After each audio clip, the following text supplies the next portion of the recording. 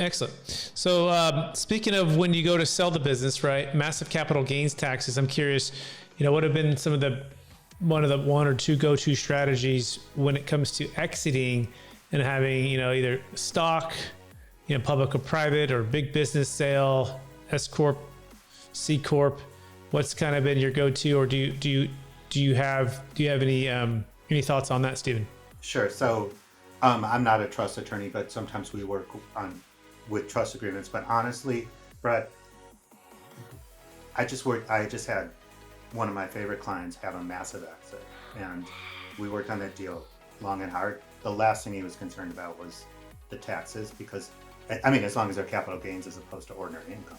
But the exit was so good that sure, he's giving money back, but you have to consider, to the government, but you have to consider that in your exit. But he's thrilled. In other words, if the multiple's big enough, taxes become kind of a afterthought.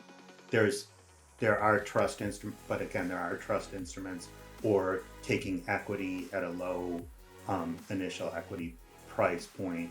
There's ways to lower your tax burden, and certainly we want to make sure that number one, you have a good CPA from the very beginning, and number two, that our tax counsel connections are solid and can provide advice on that structure. It's one of many things you're thinking about when you're structuring the exit.